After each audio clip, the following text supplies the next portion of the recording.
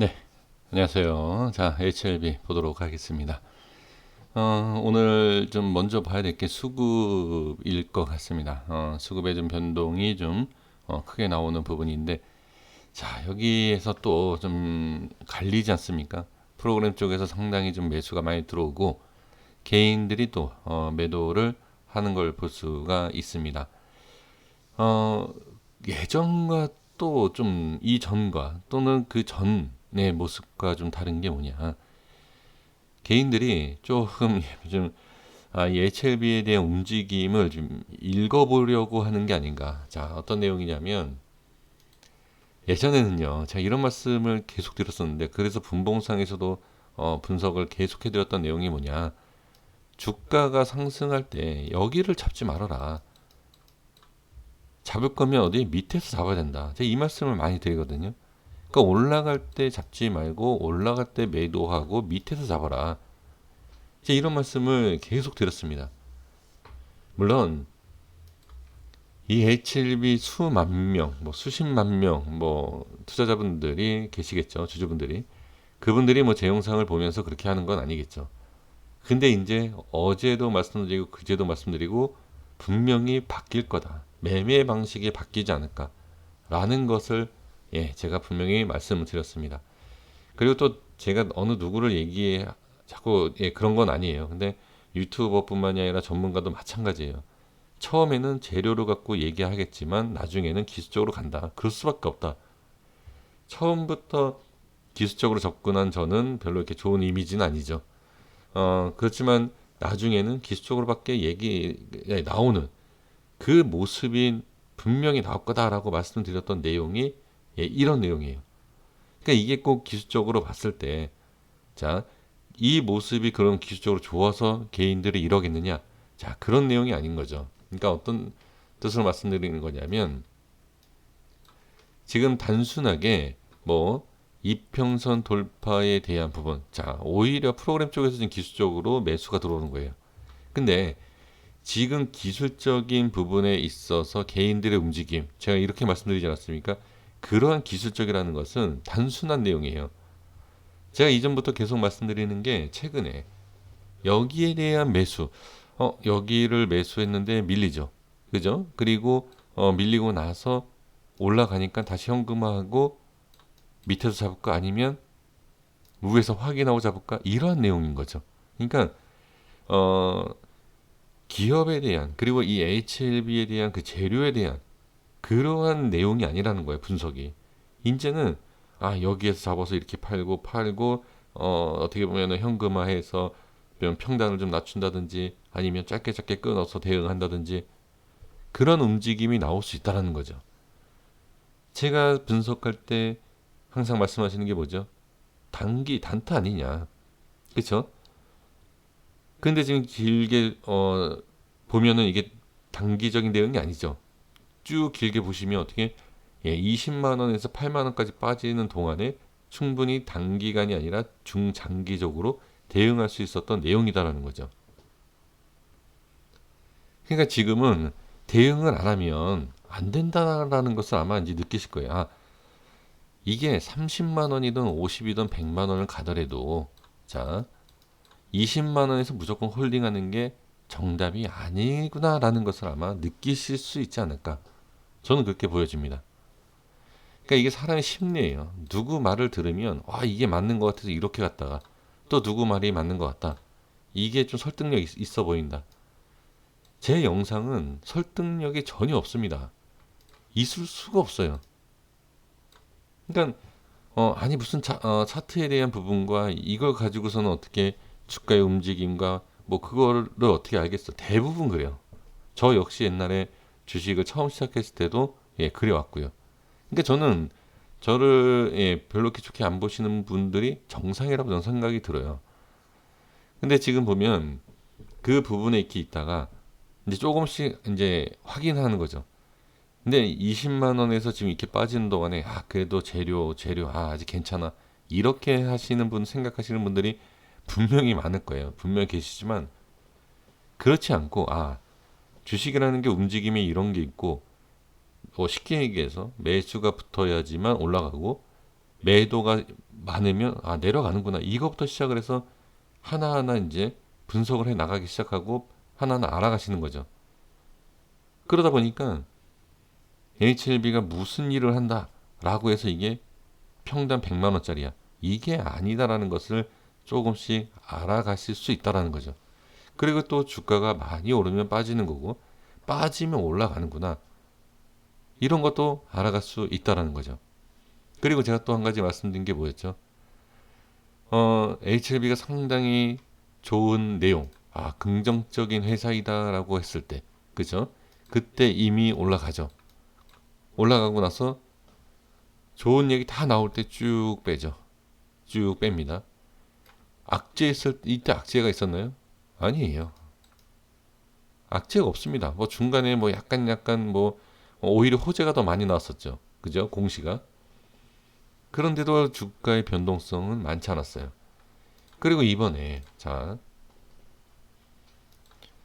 뭐 진 회장이 제가 이제 그 내용을 솔직히 관심도 없고 어떤 내용인지도 알지도 못하고 그래서 뭐라고 얘기하긴 그렇지만 그 진 회장에 대한 투자에 대한 부분 약간 좀 그렇지 않습니까? 그런데 호재가 있었던 그 시점보다도 어떻게 더 변동성이 없어요.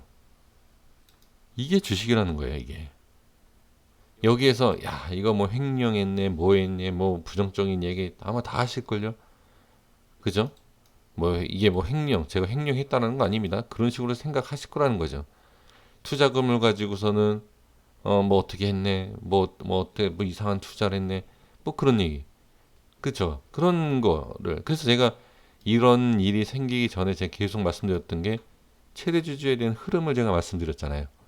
그러니까 그러한 부분을 확인했을 때 긍정적일 때가 아니라 오히려 부정적일 때 저는 제 개인적으로는 차트를 더 이쁘게 만들어주고 있다라는 거죠. 다만 이 밑에서는 어떤 또 얘기가 나올지 모른다. 주가라는 게 너무 싸면 문제가 되고요. 또 너무 비싸도 문제가 돼요. 그러니까 제가 그 가격대를 딱 말씀드리지 않았습니까? 저는 이 위에 올라오기 전까지는 매매 안 한다. 이 밑에서는 어떤 또 내용이 나올 수 있다. 자, 그래서 지금은 보면 제가 여태까지 말씀드린 것을 간단하게 다시 한번 정리를 해보면 인제는 좋은 재료를 가지고서는 올려놨어요. 그리고 그 재료에 대해서 이미 어느 정도 주가 올려놓고 뺀 과정이고요. 지금 그러면 악재도 사실 뭐 악재인지 뭔지 뭐 그런 걸 떠나서 여러 가지 일들이 있는 상태에서 지금 이 모습. 자, 어떻게 보면 기술적인 부분에 봤을 때, 주봉에서 설명드린 것처럼 이 위치, 그러니까 이동평균선의 위치를 본다라고 하면 이렇게 보면 여기가 어떻게, 네, 같은 저점의 위치이다. 라는 것을 이제 알게 된 거죠. 그러니까 지금은 개인들은 매도를 하고 있지만 그 나머지 지금 프로그램하고 기관 쪽에서 매수가 들어오지 않습니까? 자, 이 자리에서 저점을 깨지 않고 들어 올리는 모습.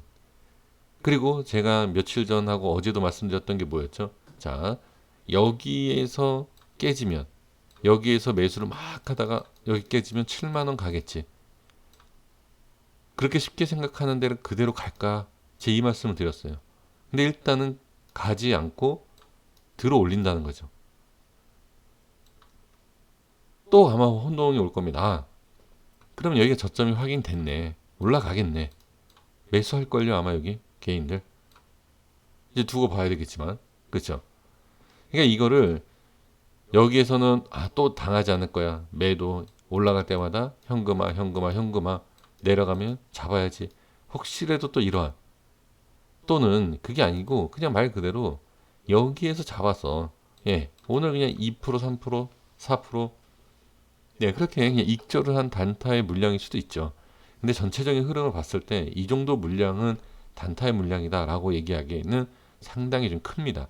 그래서 그런 것 같지는 않습니다. 그래서 지금은 더 한번 확인해야 될 구간이 바로 여기 만약에 올라오면 어떠한 모습이 나오겠느냐. 이거를 볼 필요가 있을 것 같습니다. 어, 혼동을 갖지 마십시오. 그러니까 이렇다 저렇다 이렇게 혼동을 갖지 마시고 저는 아예 지금 현재 위치에서 제가 딱 의견을 말씀드린 게 뭐였죠? 이 밑에서는 매매 안 한다. 그러니까 매수를 안 한다. 그러니까 이거는 제 의견일 뿐이에요. 그러니까 이것처럼 우리 선생님들께서도 확실하게 기준을 잡으셔야 돼요. 이게 여기서 바로 올라갈 수도 있고 바로 내려갈 수도 있지 않습니까? 여기서 재고, 여기서 재고, 여기서 재고는 안 돼요. 이런 매매는 안 돼요. 기술적으로 봤을 때는 이런 매매는 좋지가 않습니다. 그러니까 기술적이라는 건 뭐냐? 확실한 기준이 있어야 돼요. 이 라인. 그러니까 지금 예를 들면 이 84,000원만 오면 난 매수하겠다. 빠지면 매도하겠다. 이런 기준이 있어야 된다는 얘기죠. 근데 그게 아니고 여기는 괜찮은 것 같고 여기가 무너지니까 여기는 매도하는 게 낫겠다. 이렇게 광범위하게 지금 보면 여기가 상당히 넓은 자리예요. 이게 상승 5% 10%막 이렇게 왔다 갔다 하는 자리인데 그걸 가지고서는 여기 사보고 매도하고 좀 기다려보고 또 다시 이거는 안 된다는 얘기예요. 그러니까 주식이라는 게 이렇게 갔다 이렇게 갔다 이렇게 갈 수도 있고 이렇게 갈 수도 있어요. 그러니까 그렇게 하지 마시고 확실하게 기준을 잡아서 저점인 것 같다라고 하면 한번 딱 잡으시고 기다리는 게 낫고 그게 아니다라고 하면 올라가더라도 아쉬워하지 마시고 그냥 이 밑에를 기다리신다든지 아니면 저처럼 여기에서 매수를 하신다든지 그렇게 하시는 게 좋다. 자, 결론이 바로 이겁니다. 여기에서 움직임이 어떻게 나올지 몰라요. 이 자리에서.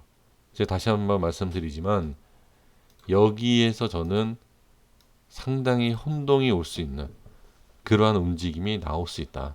그러니까 흔들리지 마시고 기준을 딱 잡아보세요. 지금 위치 상당히 괜찮습니다.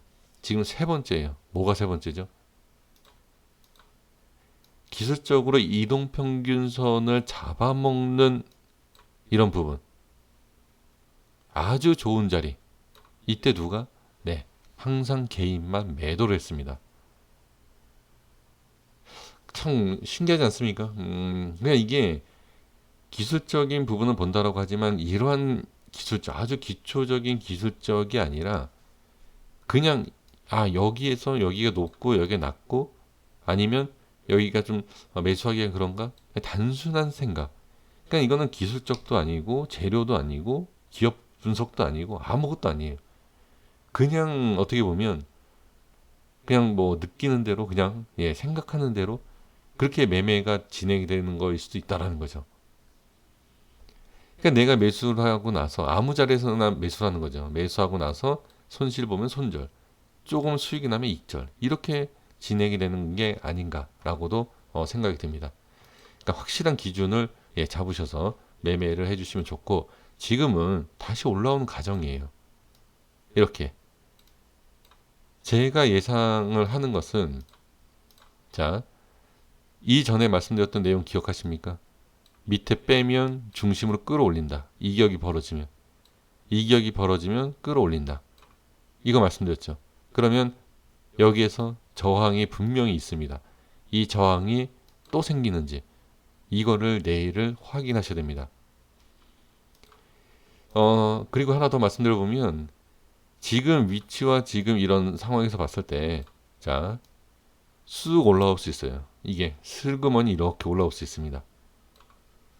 올라갈 때 만약에 매수를 하고 싶다 하신다라고 하면 무조건 매수하는 게 아니라 올라가면 어떻게 안착을 하는지 확인하시고 매수하는 게 좋고 아니면 올라갈 것 같다라는 그 분위기가 있지 않습니까? 그럼 아예 처음부터 잡으시는 게 좋습니다. 저는 일단은 기술적으로는 좋은 위치다 이렇게 말씀을 드릴게요. 근데 여기에서 저항을 받느냐 또는 돌파하느냐 이것을 확인을 해 보시는 것이 좋습니다. 다시 말씀드려 저는 똑같습니다. 아무리 좋은 자리라 하더라도 이 밑에는 저는 매수 안 합니다. 저는 위에서 매수할 생각, 그러니까 제가 한다는 게 아니라 매수를 한다라면 밑에서는 안 할 것 같습니다. 여기까지 하겠습니다. 구독과 좋아요 부탁드리겠습니다. 감사합니다.